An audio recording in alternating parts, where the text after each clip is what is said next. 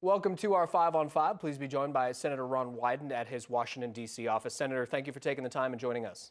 Thanks for having me again. So I want to start, it's been a wild 9 days since the election, and you're in D.C. right now. What's going on in our nation's capital? What's going on through your mind with everything that's been happening? Well, first of all, I'm pleased that in the last couple of hours, there have been a number of Republican senators stepping forward and saying that it is time for Joe Biden, who I really believe is the president-elect, it is time for him to start receiving national security briefings. And those, in effect, are the kinds of briefings that are offered up under the Transition Act. They're essential for national security.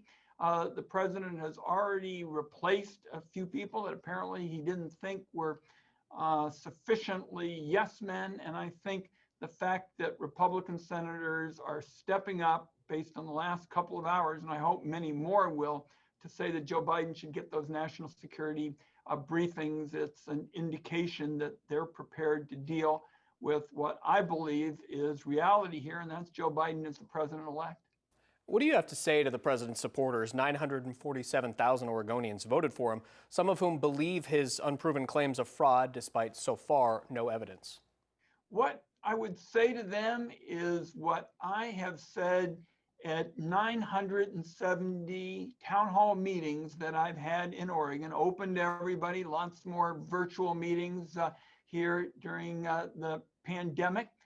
I would say it's the job of elected officials to represent everybody. And once an election is held, what we do in America, fortunately, is we have a peaceful transfer of power. So I want Oregonians to know that no matter who they voted for in 2020, I believe that I receive an election certificate to represent everybody. People know my home is Portland. Wish I could have played for the Portland Trailblazers. I'm not a United States Senator to represent the state of Portland. I'm a United States Senator to represent every nook and cranny of Oregon, and I think that's the way national elections ought to be held. You're elected to represent everyone. What would you advise the president-elect, Mr. Biden, to unite this country?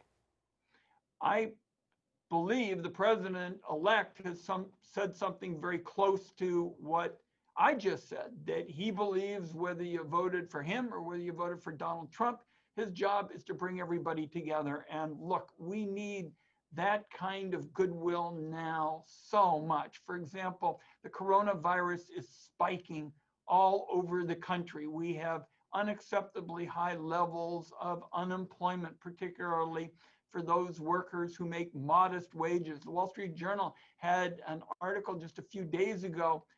The headline of it was the country should expect a tsunami of evictions because people can't pay rent. We've got to find a way to come together and tackle those issues. Senator, we're going to take a quick commercial break. We'll have much more in just a moment. Stay with us. Welcome back to our 5 on 5. Again, we're here with Senator Ron Wyden at his Washington, D.C. office. Senator, I know things are uncertain, but it is close in the race for the Senate. If Democrats can take control of the Senate, and I know there's a Georgia runoff looming in January, if that happens, if your party's in control of the Senate, I believe you'd be in charge of the Finance Committee as chair. Is that correct? Or are we looking too far ahead, possibly? Well, I've always been kind of Yogi Berra about these things. I don't do predictions, especially about the future. But I do believe it's going to be a closely divided Senate. And that again means you're going to have to bring people together. For example, just in the last couple of days, I've talked to my colleagues about expanding the earned income tax credit. That's a program that rewards hard work. It rewards those who are working day in and day out and just trying to figure out how to make rent and pay for groceries. So I think there are a lot of areas we can come together on, and certainly the first major bill, and natural for the first major bill, should be infrastructure, roads and bridges, transportation systems, building out broadband.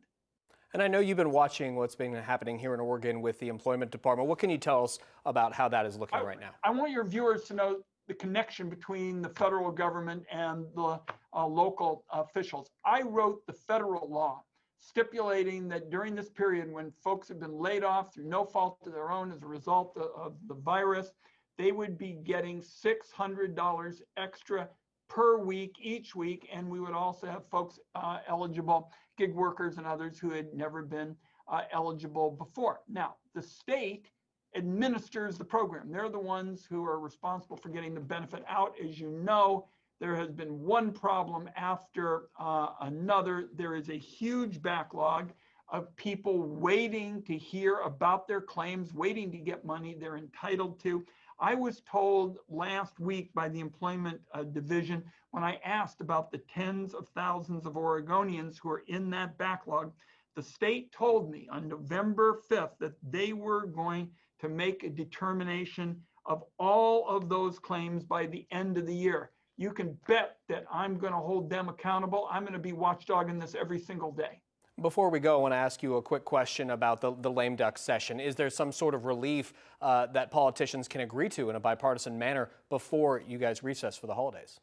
Well, I would hope so, because I think on issues we're talking about here, like the coronavirus, folks who need a bit of help to make rent and pay for groceries. But already I've kind of sensed, and we saw this with Barack Obama coming to the White House, that some people are saying, well, we're just going to throw up some hurdles early on and we'll see how they handle them. I don't think the country has the luxury of having that kind of sparring right now. We need to come together. Joe Biden has made it clear that he wants to work with Republicans, Mitch McConnell and others. Let's get on with it. Let's deal with the virus. Let's deal with unemployment. Let's get help to our rural hospitals and providers, and get on with tackling the people's business.